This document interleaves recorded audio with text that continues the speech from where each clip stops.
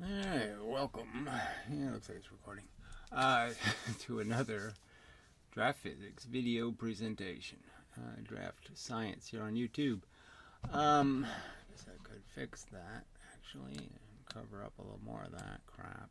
Oh, see, that worked well. Yeah. It's just a little buggy still. Very buggy still, actually. But anyway, I'll have a new operating system probably by tomorrow. I'll install something. Somebody suggested Ubuntu. I've already been there and tried that, and it's I just don't have enough computer, I don't think, for that. Just because it ran way too slow. So that's why I chose something a little lighter. Anyway, so I'll probably just do Mint again, see what happens. Just find something to make videos anyway, and to, this one just it doesn't have.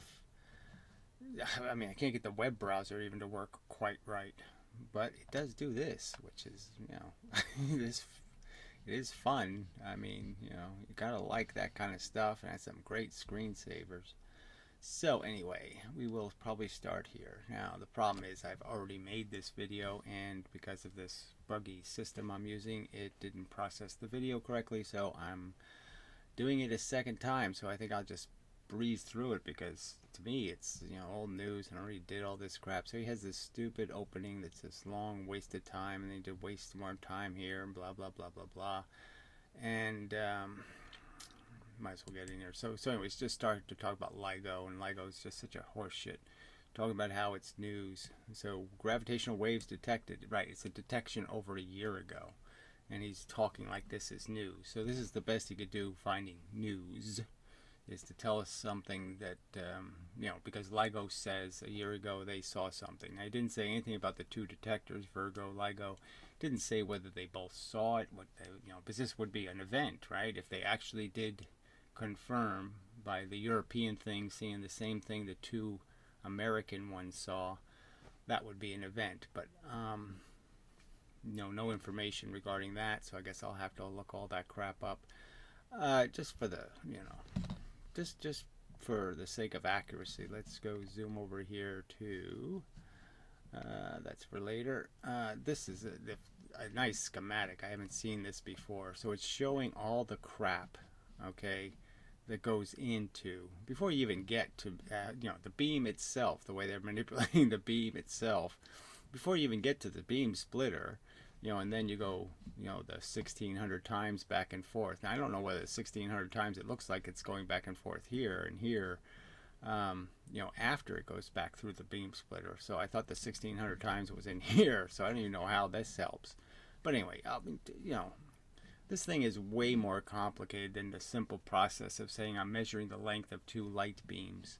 And, I've already pointed out huge mechanical flaws in the idea that you can't really send light into a mirror and know how far it's going to go into the mirror. So obviously they're averaging a ton of photons and the effect on a ton of photons, but that averaging, how can you undo it? I mean, if your beams aren't going a reliable distance, that is if this is the mirror and this is the mirror, let's say, and you might hit this atom, you might hit this atom, you might hit this, electron, you might hit this one. Every time you go into the mirror, you go in a different depth. Every photon will hit a different electron in a different position. How can we measure half the distance, the distance of a proton, less than 1,000th of the dimensions of a proton, a tiny distance, insanely small distance, with a device when you can't even depend on how far it goes into the mirrors?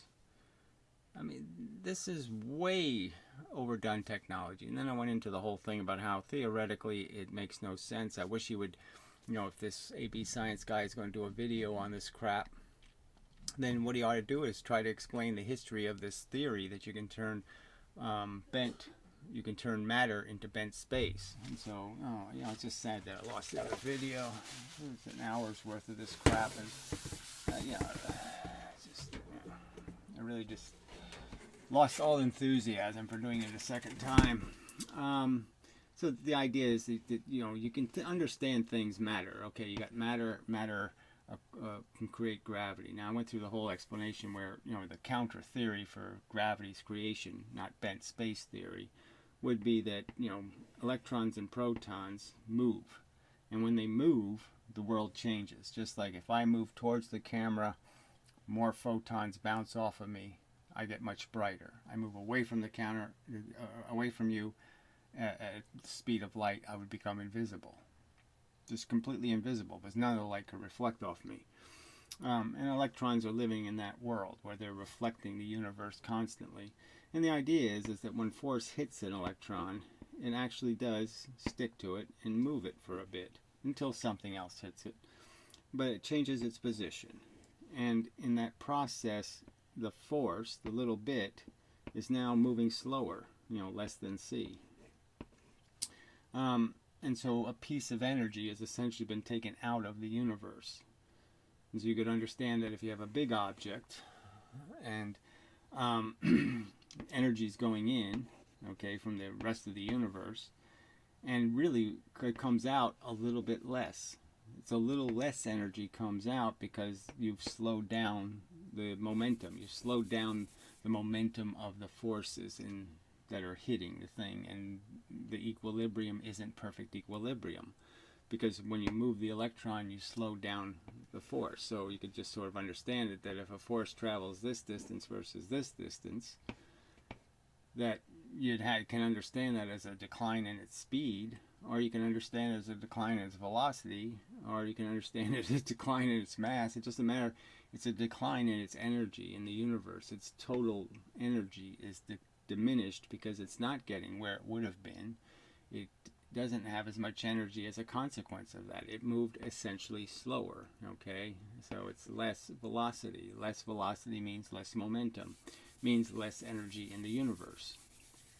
So every time an electron and proton changes its position, I would argue it does so because a force interacts with it, a force moving the speed of light, the same as photons. And that explains gravity. So electrons and protons are moving in all directions. It means they're absorbing energy in all directions, and that's why objects appear to be gravitational. And that explanation works. Now, this whole LIGO thing is nonsense if that's true. That's simple explanation. And but their theory is that, so you have mass, and the two masses are swirling around each other, and somehow changing their positions from this, to this, somehow it's creating waves of gravity. Now, their argument, like Einstein said, you wouldn't see a gravitational wave because he basically said this and this don't mean much because the center of gravity is such a tiny amount of change in the center of gravity between those two things, you'd never be able to detect any such waves. It's such a minute force, a minute change in its gravitational appearance. See, the point would be is that you could have an object that was shaped like this, and the truth is, their theory doesn't say so, but real theory says it has less gravity this way than it has this way. This way, just like a magnet. This way, it's strong gravitationally. So if you're over here and you're an inch away, it's going to be a lot stronger gravitationally than if you're here, because there's less mass between you and the rest of the universe. The more mass there is between you, the more electrons absorb force, the more gravity you're going to feel, the stronger the gravity. And so you could understand that if you turned that object in space, that it would be different. When it's shaped this way looking at you, or when it's shaped this way looking at you, it'll look different. But the truth is, it's all the same amount of mass. You're just putting the mass in a smaller location. So it has a little bit more strength this way than that way. But it's such a tiny amount from great distances, you would never be able to detect that tiny amount of difference. So anyway, they had to come up with Kip Thorne, and these people made up this new theory, that while these two things are circling around each other and destroying each other in some way, they're ripping off matter. So they're shredding each other's matter. Well, how does that mean? So if you put a bunch of matter into space, that is, a bunch of electrons and protons broken off, that's not going to help you create a gravity wave, because that stuff can't move the speed of light. So that's never going to be a gravity wave or a mass wave. If you make it into photons and electrons, you still haven't explained how you made photons and electrons by breaking atoms. How did you do that? I mean, you still have the atoms to account for the mass. The mass doesn't go anywhere then. You're just letting the force release. So there's just no explanation for where the energy comes from for this. So they take off these huge, in this case, 8 solar masses. A huge amount of energy comes somehow off of these two objects in the form of bent space. So they're actually converting mass into some new thing. Not photons, not momentum, but that happens to be moving the speed of light, though. The bent space waves are moving the speed of light. So even though it's not light, it's not photons, it's not radiation, it's not gamma radiation, it's not any kind of form of any known thing that can be created by breaking atoms. It's not the stuff that comes out of a nuclear bomb. It's just bent space. It's this silly idea that you can just turn mass into some sort of fake pushing force, and that's what it ends up being, is a pushing force, when gravity's a pulling force by their definition. So again, it still doesn't make any sense. But there's no explanation for this theory, how you turn matter into a non-form of energy called gravity, bent space. 19. The reason why this event is so significant is that normally the signal is pretty small, but this time it was really quite loud. Alright, so there's just no evidence of what he's even talking about, this signal being loud and all this kind of stuff. How much it moved the mirror. So again, I'd argue never tested this LIGO thing. Could be tested tomorrow. They could find a way to test it, right? Just have a big giant lead ball, swing it over the top of the mirror, outside the tunnel. If they can detect the motion of that ball, which they should be able to if they're detecting these tiny gravitational effects, then they can just move the ball further and further away and demonstrate how sensitive this device is. But they've never done a real physical test to show that they can measure anything called gravity. Never. There's no test. There's no corroborating evidence from any other source for any of this nonsense. They just tell us this is the truth. And look how, he's just so enthusiastic about it. And it's just really fake news is all this is. This is just fake propaganda. Let's talk about the fake-averse. It doesn't have anything to do with the real universe. It doesn't have anything to do with what Einstein said. It doesn't have anything. It's all just made up by Kip Thorne, who was paid a big pile of money, probably by the military-industrial complex. Is probably the only reason why this stupid thing was built in the first place. And now they have to justify the waste of money. I'm sure the National Science Foundation has said, go ahead and fudge the results as much as you want because we don't want to look ridiculous. But time, the future will judge you. And the judgment's going to be you didn't have any bullshit detectors at all. You just bought anything they said. Anything they tell you, you believe. And, the theory is mush. Where's Kip Thorne's justification for claiming matter can be converted into bent space? That you can destroy the matter, make it disappear, the electrons and protons disappear, and turn into bent space. Where's your theory for that? And this is because of the size of the objects involved. The progenitor black holes were 85 and 66 solar masses, and the resultant black hole was 142 times as massive as the Sun. And this sheds some light on the formation of larger black holes through the traditional model. Yeah, so it's 8, the mass gap, 8.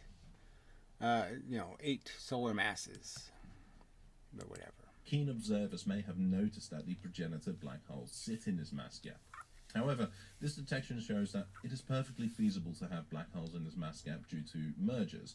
The leading idea of this... Right, so they couldn't exist, but they can exist, and they just have to be merged, and then you can have merged black holes merge into new merged black holes, and then merge.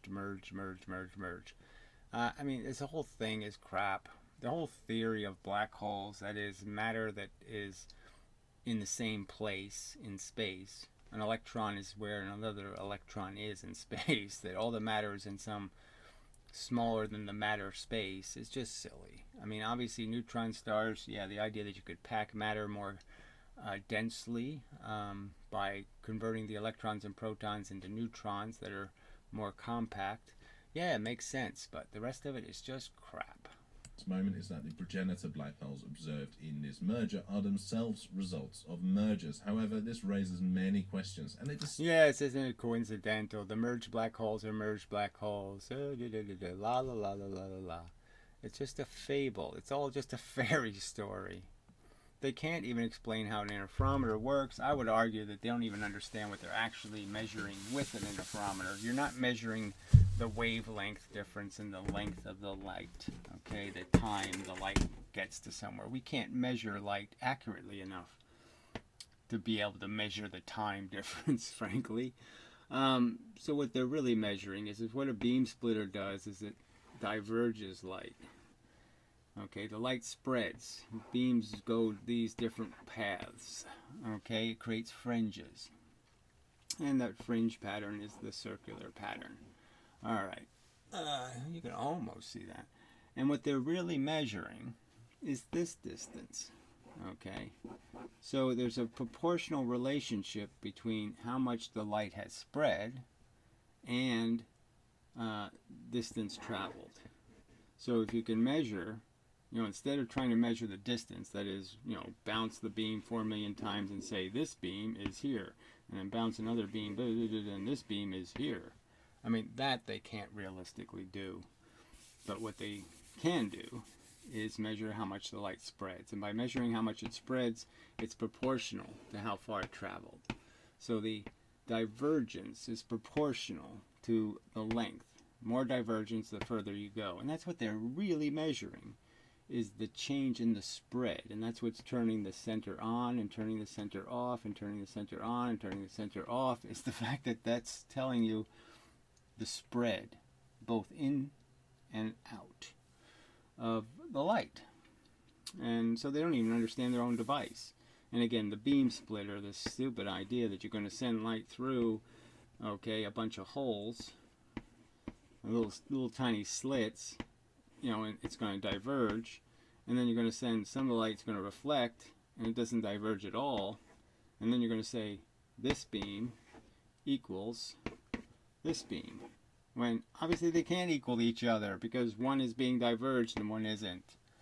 I mean, these are simple mechanical defects in this theory, and again, the theoretical defects of the black hole theory itself, let alone the black hole theory where you turn matter into bent space. Not radiation, not gamma rays, not even whatever his name is, Hawking radiation, but no, magical bent space.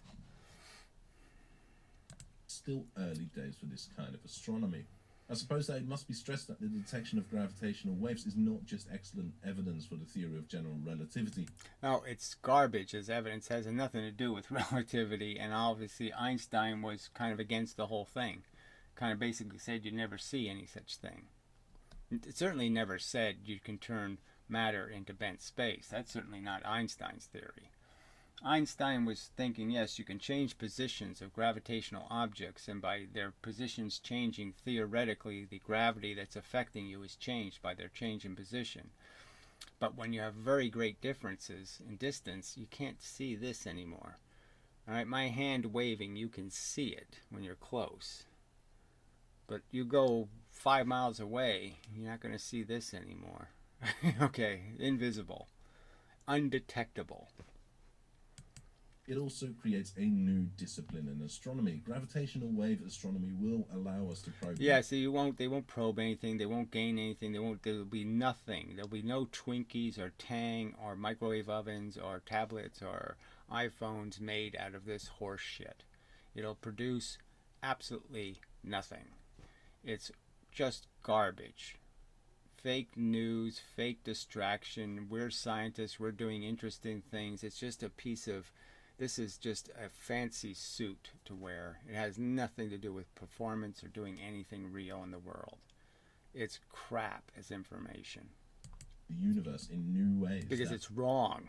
That will allow us to get a better picture. Bullshit. You just make up more gremlins and fairies and pixies. This is just the Tinkerbell universe. And again, history...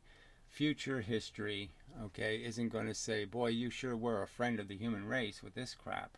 It's going to say, you just kept human beings from getting real at all. You just kept them in a fable.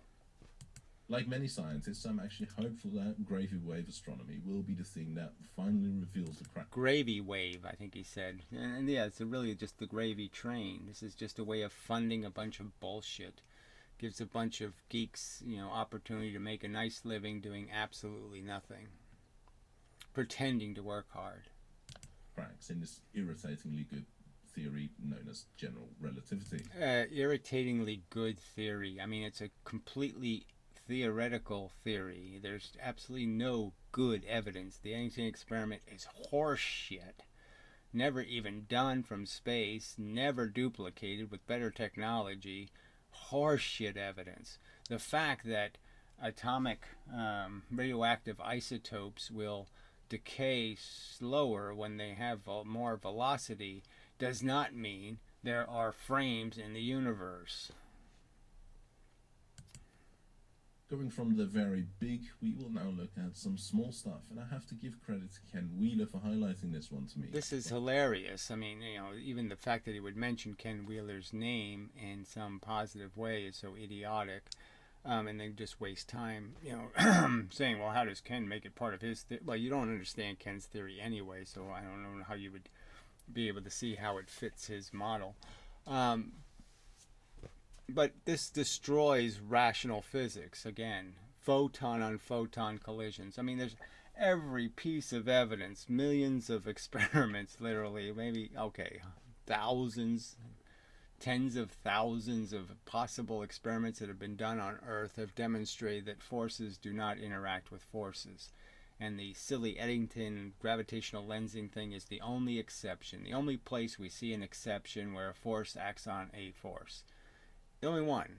Something moving the speed of light affected by something moving the speed of light. In all other cases, it's a non-event. It doesn't produce any change in the universe, as far as we know. So if they do interact, they don't interact in a way that produces any change. And that for things to change, electrons and protons have to change their position. If electrons and protons don't change their position, there's no evidence of change in the universe. Well, actually, I have to give credit to Aaron Drabbit for sending me the link to Ken Wheeler's video where he talks about this. It is fucking astounding how someone who rejects the notion of photons and... It's fucking astounding that your physics is so poorly evidenced, and yet you hype it as if you have all this good reason to believe, when you have really lousy reason to believe. The single slit experiment showing you clearly no good reason to make a comparison between waves and light. Obvious flaws in the theory, and you don't pay any attention. Again, an obvious flaw in LIGO. First, you have the fact that you can't even explain how a beam splitter creates two equal beams, something fundamental to the experiment, which can't be true. And then you have a theory behind it, just invented by Kip Thorne, where somehow matter is converted into bent space, and nobody scrutinized this magical theory. I've never even seen it written down, this magical matter converted into bent space theory. Quantum mechanics, how he can claim that this somehow confirms their nonsense. But anyway, some people at the LHC... Boy, you really could just say that to you. How do you contrive this terrible evidence to be a confirmation? Every other piece of evidence indicating any kind of bending of light can be explained as a scatter experiment. Clearly, because every bright object in the universe has a ton of crap all around it, an atmosphere, a gigantically dense atmosphere. The sun has a dense atmosphere. Of course it bends light. He did a thing by accelerating protons up to stupid high speeds because, well, that's what the LHC... Right, and how does it do that? By putting forces behind it, by pushing the protons with little bits of momentum. Kind of a clue there. It does, and getting the proton beams to graze each other, some interesting stuff happens. So instead of the proton beams crashing into each other, they have them graze into each other, and then the protons repel each other, quite obviously. And the repulsion is just the force acting on the force. So again, it's just this ping pong paddle argument, right, that I've made 4 million times. But obviously if protons were ping pong paddles, and the force between them is reflecting the proton force. And the closer I bring them, the more reflections you get. The more hits on both the objects and the more pressure. So the two objects never can hit each other, but you'd have an infinite amount of ping pong hits. So the number of hits tells you how strong the force is. So obviously the thing on the inside is bouncing very fast, and the things hitting from the outside aren't nearly hitting as often. So then the two things move away from each other. So the two protons interact. Okay, that's hardly a photon. And the only thing that makes a photon is how fast these protons are moving, right? So again, it's just back to the argument. When the proton's moving towards you, it looks like more of a thing because it's reflecting everything that's hitting coming towards it. It's reflecting immediately, sooner than it would have. And if it moves away from you, it's invisible. That's the simple argument. So what are you creating? Well, you're creating the on and off parts of a photon, right? So when something's moving towards you, so all I have to do is wobble anything or move anything quickly. If I move a proton from here to here and I move it very fast, what happens, right? I mean, if I'm looking at it from this side, what happens is the proton's invisible, so I have a 0. If I'm looking from this side, the proton just made an on, a definite on. Okay, it's reflecting light, it's reflecting force. So depending on which side I'm looking at, I'm seeing on, off, and the other side, I'm going to see exactly the opposite, right? I'm going to see ons where there's off. So all you've done is change the period, changed the phase of the ons and the offs. You just changed their positions. Okay, so you created two photons that are exactly out of phase. The photon going this way will be the exact opposite phase of the one going that way, kind of obviously. But then you have the problem of photon polarization. So unless you can create a photon that goes through both polarizing filters, all by itself, without any manipulation, just goes through both filters, demonstrating it doesn't have any polarization, you can't claim a single proton could ever create a photon. So this whole notion that, you're not even obedient to what we already know about photons. There are thousands of atoms of amplitude of polarization. How do you explain how something that big could be created by a single proton? It's just not possible. It has to be a collection of them. What happens is that protons interact via the electromagnetic force, which is carried by photons. Classical electrodynamics. So the force is carried by photons. So just remember, this is their nonsense, right? They think the force travels from the proton in a Volkswagen. They have a Volkswagen called the Photon that's carrying a messenger inside the Volkswagen who's going to say something like, come towards me or move away from me. So the guy inside the Volkswagen has a sign, move towards, move away. That's their theory. It's a stupid theory. So instead of the logical theory, which is, no, you hit it with a Volkswagen or you don't hit it with a Volkswagen, they have the illogical theory that the Volkswagen always goes out and it just depends on what the guy with the sign is inside the Volkswagen. Physics tells us that light doesn't interact with light. However, force doesn't interact with force. Magnetism doesn't interact with magnetism. That's true. The fields always have to reach the matter. They have to affect the matter. The forces can't bang off of the forces. You have to bang the force off of the brick wall. The tennis ball has to hit it's like the tennis balls can never hit the tennis balls. They can only hit surfaces. Quantum electrodynamics tells a different story. And it really doesn't. So the story it tells is pretty much the same story, that force doesn't interact with force, because then the universe would be a whole different place. So gravity doesn't interfere with magnetism. Magnetism doesn't interfere with gravity. And the only exception is this silly exception, the Eddington exception, that somehow photons are twice as bent by gravity.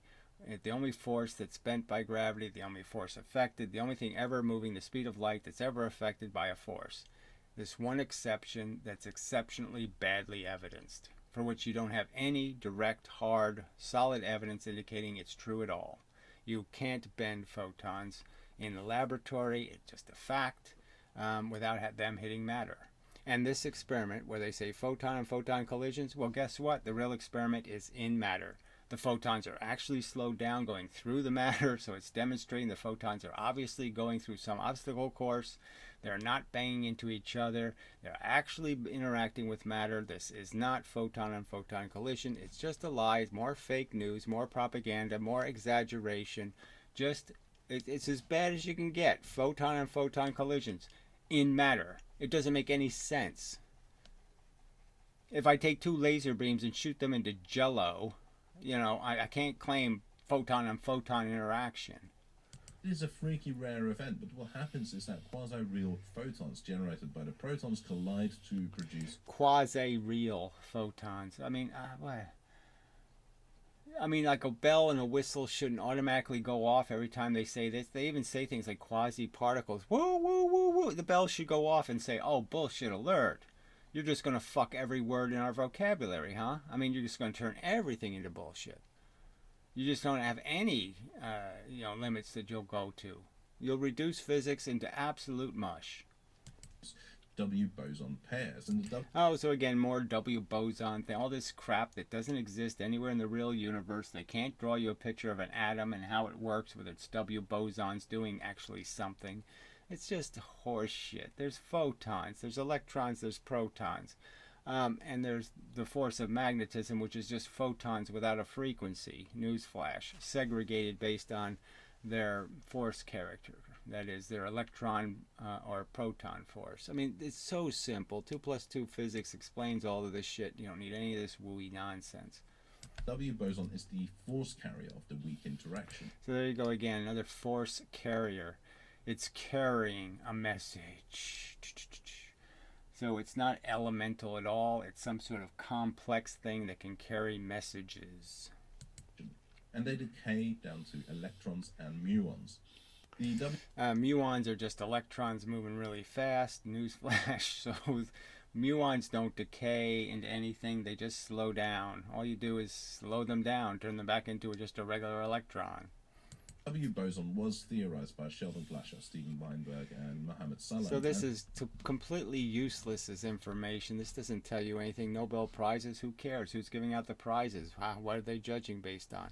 I don't know if any of these people have ever won a Nobel Prize who invented a goddamn thing useful to humanity, so it's all kind of horse shit. And they won a Nobel Prize for their theory that the electromagnetic force and the weak force actually are the same thing at high energies, and this is described. Oh, at high energies, yeah, in some special circumstance, totally irrelevant to anybody who gives a fuck about the rational real world, the world that happens, in longer time scales than a trillionth of a second. About electro-weak theory. In fairness, this electro-weak theory is old hat now, and there exists plenty of evidence for it. Oh, see, they keep saying that stuff. We have plenty of evidence, plenty of evidence, plenty of evidence. Just go do a water wave experiment. Go ahead, put water through a single slit, or, bounce a rubber ducky in some water, and you'll just see how all the waves interfere with each other. Even though they don't, you'll see it, right? Because you believe. So just keep believing our nonsense. This particular result confirms a big prediction which was observed during the first run of the LHC between 2011 and... So anyway, it's a prediction, my ass. But anyway, there's no photon on photon. So again, this is a complete fake news. They didn't demonstrate anywhere that any photon crashed into a photon and became a double photon. Just a pile of crap. All that can happen is you can create interactions where two photons could be right next to each other in they're traveling the same vector. So what?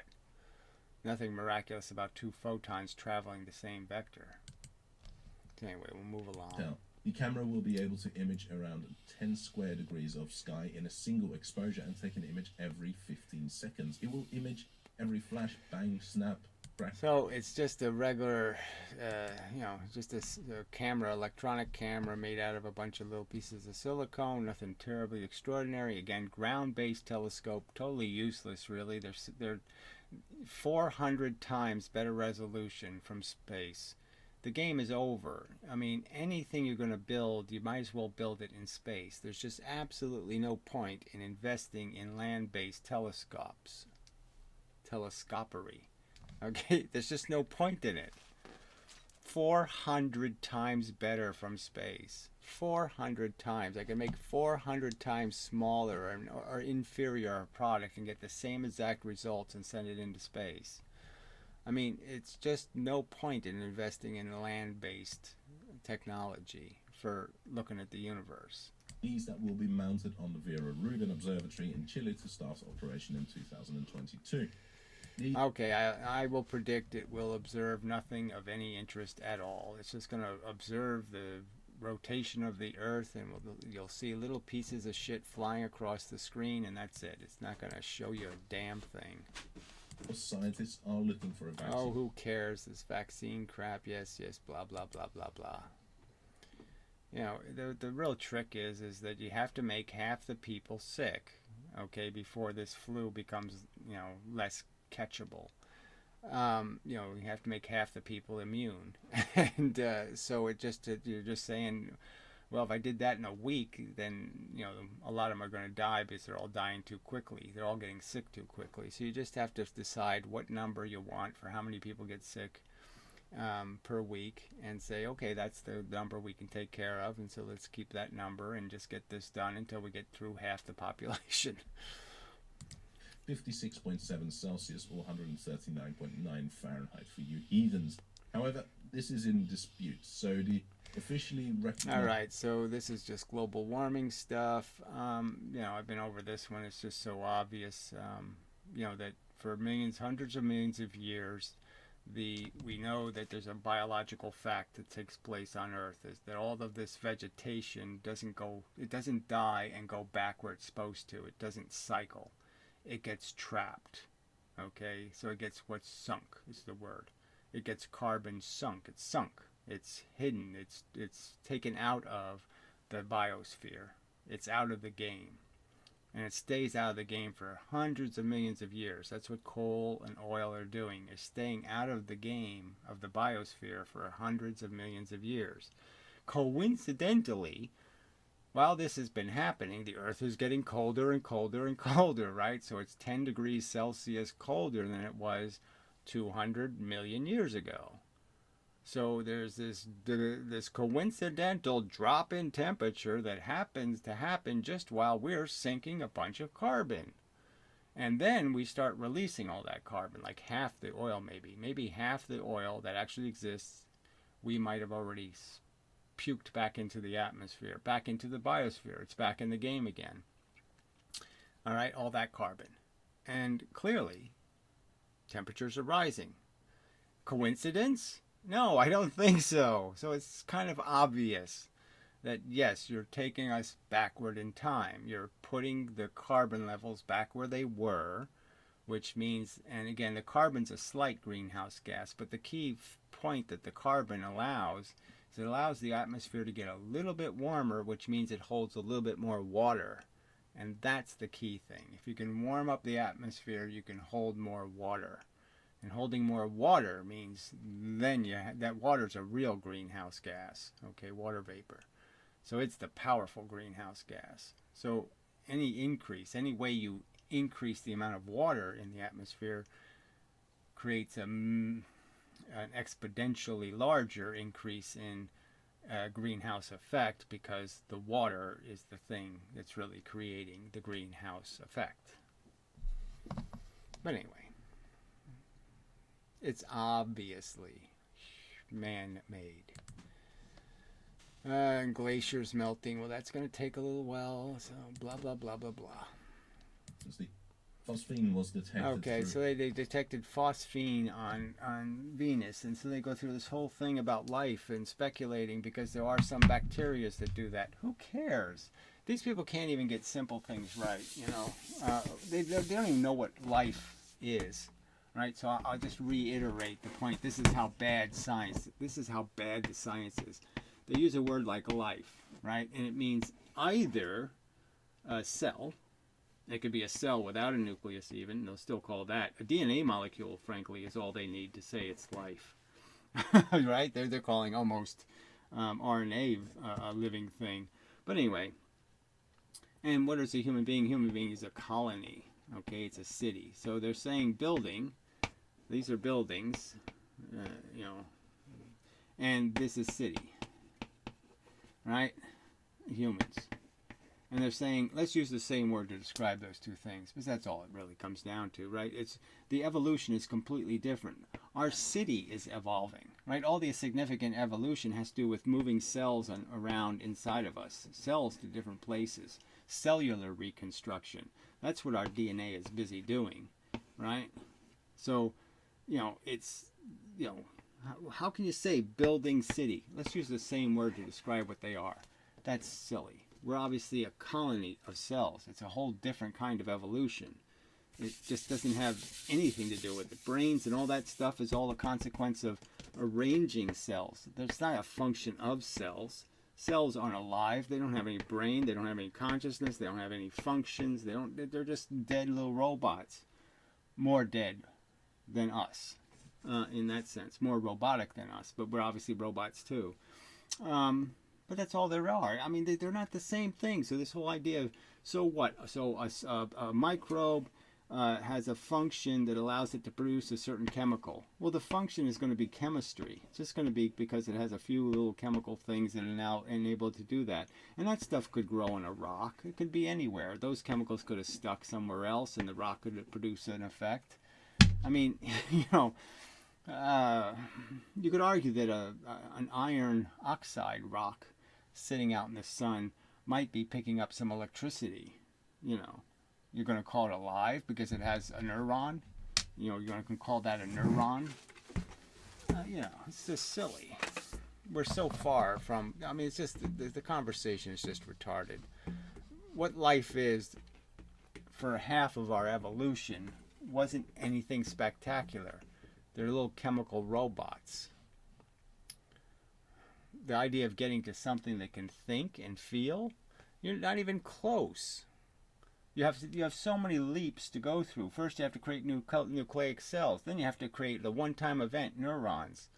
I mean, you know, these are all one-time events in our evolutionary history. Highly improbable events. Because it didn't happen a second time. There wasn't a second way to do it. There's nothing on this planet thinking that isn't using a neuron to do it. That should tell you something. But obviously you're not scientific enough to hear it. Rules out the former option. So the question then becomes, what process other than life could be responsible for this much phosphine? Right. Well, again, life. He's using the word life instead of just saying a bacterial function. So what besides a bacterial function?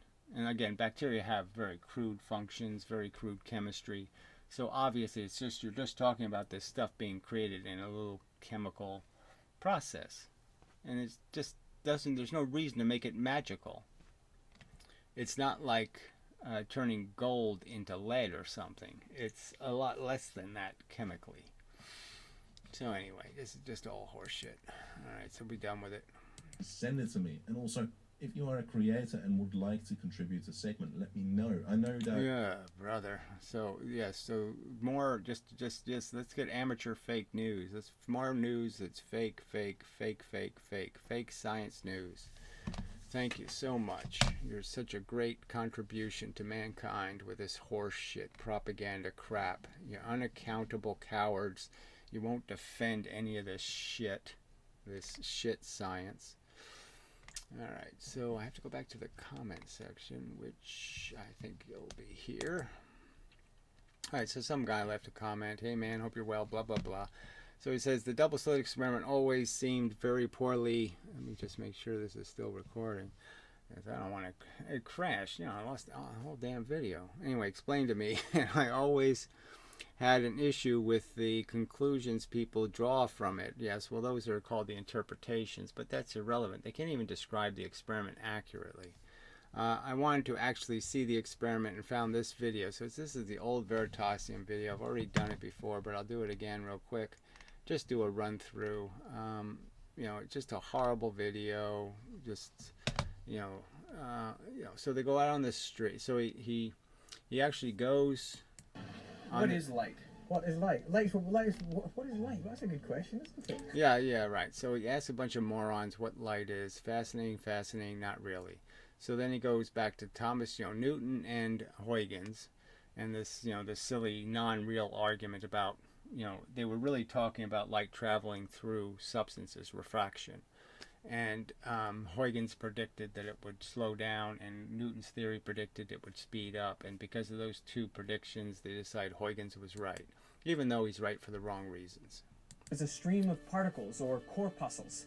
He proposed this. So a stream of corpuscles is a sensible argument that a photon is more than one corpuscle, and it has to be coming at a frequency. So a photon wouldn't be just one corpuscle. So again, they keep making the model to suit their argument rather than making the model honest to the comparison. The comparison is between wave fronts, okay, that spread over the whole area, obviously, and a stream of discrete bits at a frequency. So a photon would always be a composite object. It's not one wavefront. It's not one bit. In his treatise Optics. But at the same time, a Dutch physicist named Huygens proposed that light was a wave. And this debate... So he's showing this wave, clearly a one-source wave. That would be the single-slit analogy. Obviously no interference whatsoever. No crest meeting a crest, no trough meeting a crest, no nothing. There's no evidence of any pattern would be created by this wave. Yet the single slit in light creates the pattern. So again, why are they lying just so overtly? Why are they pretending waves, sound waves or water waves in mediums has any comparison to light? Because clearly in some of the most fundamental ways it fails. The evidence doesn't support the theory. The evidence is exactly counter to the theory. Raged on until it was settled by the experiment I've recreated today. Yes, well, you're just so special, aren't you? Just thank you. He's just so annoying. So he's tried to recreate, because he can't really do it because Young didn't leave enough information for them to do it. And that's just a fact. And it's a two-wave theory. A two-wave theory doesn't explain the double slit, so it's all just nonsense. Newton had already done both of the experiments that matter. He had done the single opening, okay, and he had done the single impediment. So he had done the surfaces facing out and the surfaces facing in. So both experiments had essentially been done.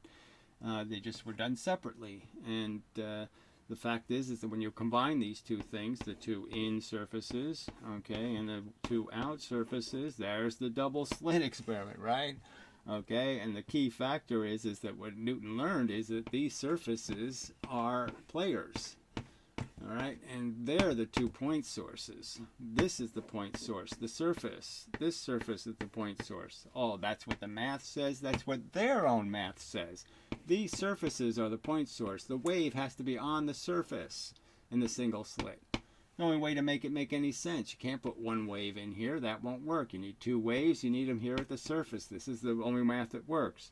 So they're just playing a game here to pretend that this has something to do with a wave going through an opening. It doesn't have anything. There's no two. This is Young's drawing. Young's drawing is completely inaccurate.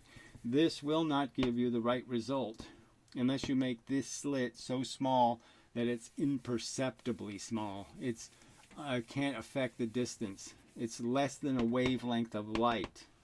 So you make this like 400 wavelengths.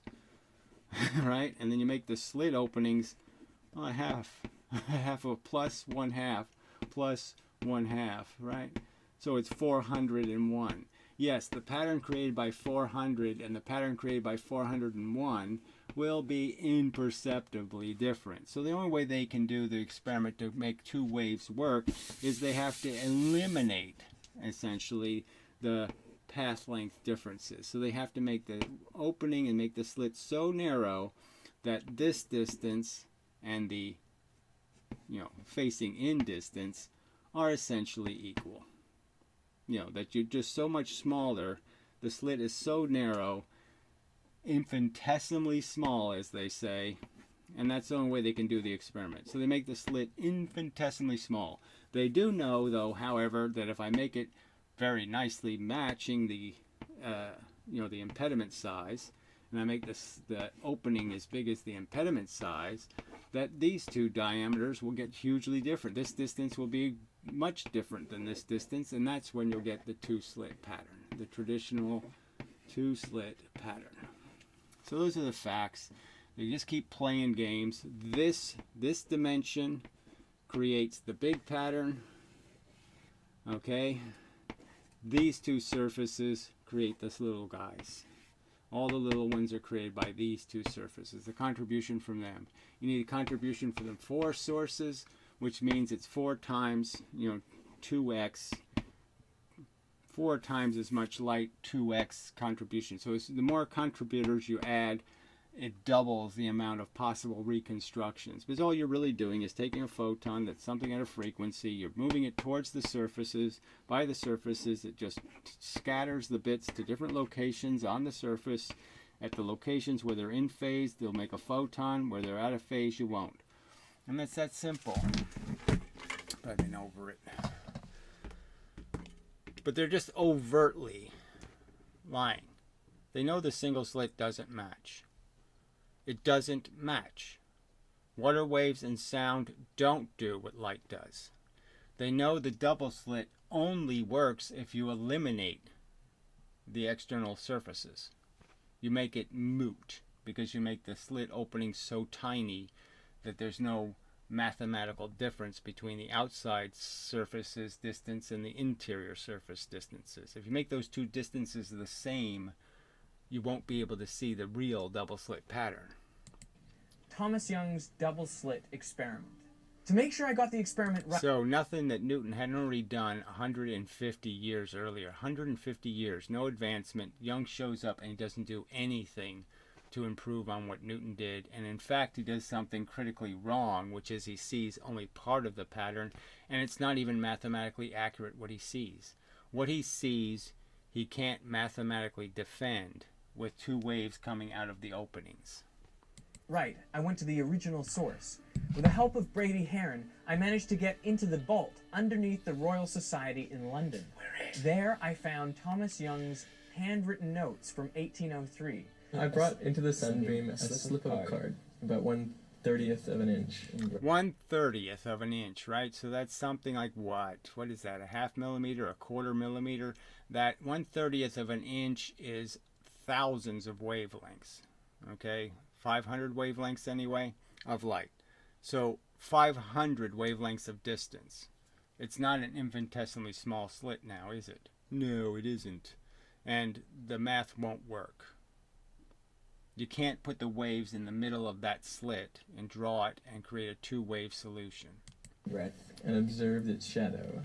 So he made this whole box thing, this crude, stupid experiment. It goes on the street, plays the game with the morons, blah, blah, blah, blah, blah. Let's look at it, morons. This is his. So he put a manufactured slit in. I won't show that. I could show that part, I suppose. It's not that hard to do. He'll show us the little slit here somewhere. There. Now, obviously, that thing is infinitesimally smaller than 1/30th of an inch, right? It's a lot smaller. So he's cheating the experiment right here. So he's not going to see what Young saw because he's using an infinitesimally small slit. I'm just saying, it's obviously not 1/30th of an inch. So he didn't even obey the notes. See that there's 2 openings. Very narrow openings side by side. Right. So fake, phony, fraud. Okay, 1801. I'm sure, Young wasn't going to be making any precise slits. So why he takes the cardboard box out to be, let's use original equipment, so to speak. Let's do it the rough, crude way. And then he puts a highly technical, modern photographic slit in the experiment.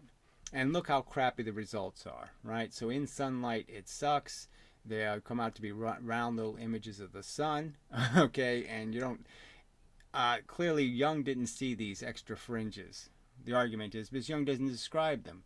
He doesn't have any explanation for their existence. So he might have saw them and ignored them, but the truth is he probably didn't see them. He saw a lot less than this. So this is what you see when you use a highly precise slit. Young didn't have one of those. So that's part of this fraud. See dots spreading across that way. Alright, so we'll take his little crap talk here. Particles. So what causes that? Well, if light were behaving as particles, you would expect them to go through each slit and just produce a bright spot underneath. So that's what he says, right? Because he's going to tell us what a particle theory would do. So even though we know that This is about atoms, right? And this is about photons, really tiny elements. But photons have an element to them that's incredibly tiny. And again, they don't account for polarization. They don't account for anything. But obviously this slit is not made out of a surface. It's made out of atoms with electrons. So there's electrons on this surface, and there's electrons on this surface. And we know that the light has a polarization. It could go in this way, it could go in this way, or it can go in this way. Anyway, those three dimensions. And certainly if this is wide enough, you know, if it's, say, 50 wavelengths opening, then there's lots of room for lots of the light to go straight through without any problem. But obviously with this big polarization, some of the light could get broken off and hit, and little pieces of it would fly off. And then clearly some of them could hit a lot of electrons. And so again, if you just understood the wave, just understand your wave as having nodes, okay? And you could just say one node scatters this way off an electron, one node scatters this way, a node scatters that way. That explains the phenomenon. So particles doesn't mean, oh, a particle just goes straight through and all of them end up right here. No, the theory is the photon is made out of little tiny elements, and the little elements are going to interact with the electrons because they're seeing them. They're smaller than the atom, a lot smaller, the elements, and that each one is going to have an adventure. One's going to hit Pluto, and then one's going to hit the Earth, and one's going to, you know, like asteroids, and they're going to go in different directions. And all you have to do is put them back in phase on the other side, and then you've got a photon again. And where they're out of phase, no luck. The wrong order, no wrong frequency, no photon. Put it back in the right order, you got a photon. That simple explanation works just fine. We would see two bright spots on the bottom of the box. But if light's behaving as waves, then the wave from one slit can interact with the waves from the other slit. Then he says waves. So again, we know this doesn't work. So let's just say it one more time and make it clear. God damn it. All right, this is important. And this is just a pile of crap. Okay, Young was clearly wrong. If any of these people that care so much about math actually analyzed Young's experiment, these two waves in these positions, this math, this number, using this as the distance in the math will not get you the right answer. It will fail to get the correct size and position for the on and off pattern. It will not get you the right answer. It can only get you this pattern anyway. It can't get you the two patterns. So it not only will miss this part, okay, the obvious two pattern part. It'll miss the void here and the void here.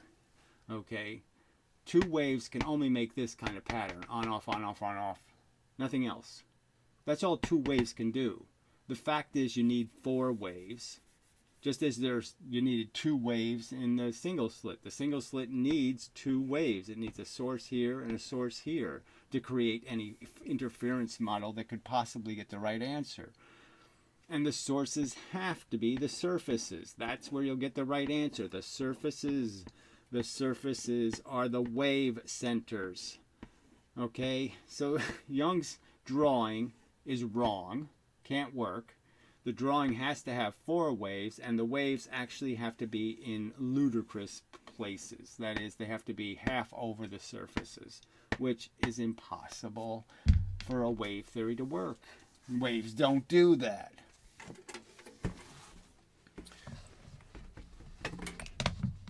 So the claim is he doesn't know this. He doesn't know that single slits create an interference pattern, a bunch of bars, and he doesn't know that a single slit in water doesn't create bars.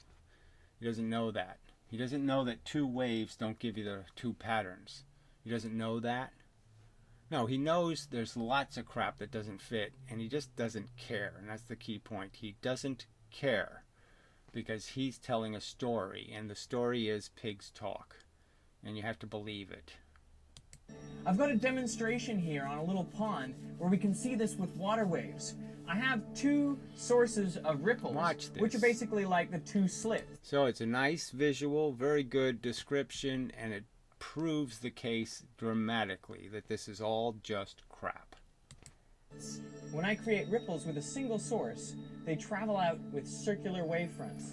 Right, okay, no sign of any interference. No sign of any bars being Nothing particularly created. surprising there. Okay, yeah, nothing surprising. Round, circular waves, no crest meeting crest, no trough meeting trough, no destructive, no constructive, just a constant one source of energy, period. Okay, nothing mixed. No interference, no interaction with another wave. Okay, clearly photons don't do that in the single slit. Clearly that's not the solution. But if I Look at that. Look. Where's the interference pattern? Where does this one source create an interference pattern? Obviously it doesn't. But in photons, it does. One source has the interference pattern. Where does it come from? How's it made? No explanation. add a second source of ripples, then we start getting an interesting pattern. This pattern is created by the ripples from the two sources. Right, so that would be your mathematics. Your mathematics would be from the center of the two sources. If you put those centers in the middle of the slits, you won't get the right answer. You won't get the right answer. It won't give you the right answer unless you make the slits infinitesimally small, as stated. You have to make them irrelevant to the math, so there's no distance differences. You have to fake the experiment, essentially. Do it one way, and don't do it one way that only is one,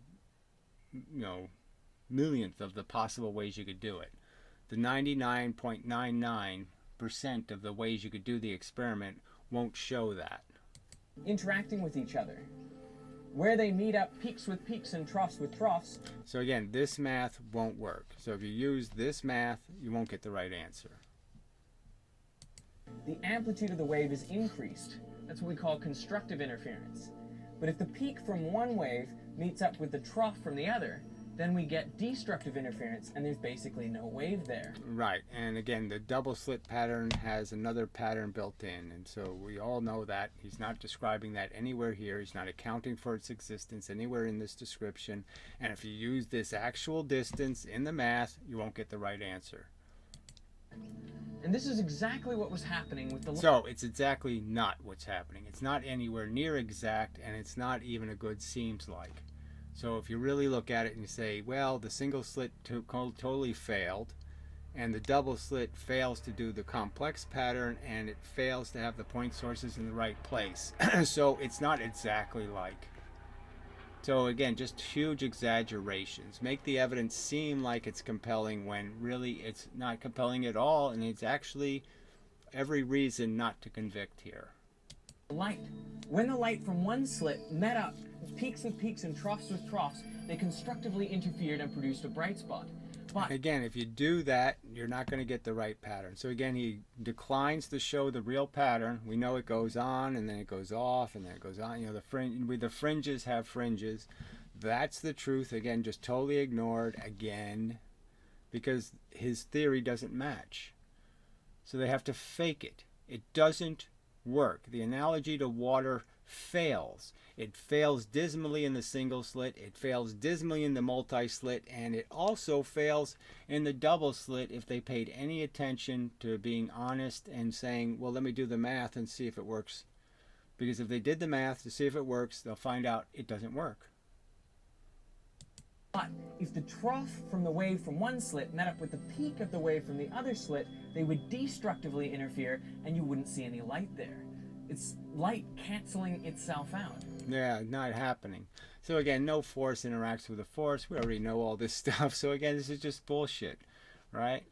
We know in the radar experiment, if they take the two sources and make them independent, feed them with the same signal, that they'll do exactly the same thing, same pattern, but the explanation that works just as well, same geometry, same exact mathematics, is jamming, because our radio receiver is the culprit in this case. The radio receiver can't distinguish two signals out of phase. Two signals at the same frequency out of phase breaks a radio. Fact. This is basically the same as like having 2 drops of water fall in a swimming pool. That's They're right. exactly the same. Sunlight is composed of many different colors, and they have different... Well, the color part is obvious. I mean, obviously the wavelengths are twice the difference. Blue is half the size of red in terms of the distance. between the wavelengths. So if there's 20 red bars, there's 40 blue bars. It's more like 38, but whatever. So you just double the number of bars. And there's a certain number of bars. There's not an infinite number. I've been through all this stuff. This is such a fraud and a fake and a phony, and they just keep doing this crap. So the only thing that was really interesting was the end of this video. Well, not really interesting, but at least. So after the video, right after he's done with the video, he throws this little improved little, oh, I'll give you an explanation thing. Now, you may have noticed in that experiment that the light on the bottom of the box was not in the shape of slits. Rather, they were more kind of round blobs. And I want to know why that is. Can you write an answer for me in the comment section? And I'll give you a... Yeah, well, it's just images of the sun because the source is so far away. And that's a key thing to understand when you're doing this experiment, that it's better to do it with the laser far away from the slits. The further away the source is from the slits, the more you'll see that it's just projecting images to the locations. A hint. One of the videos I've linked kind of is suggestive of the answer. Whatever.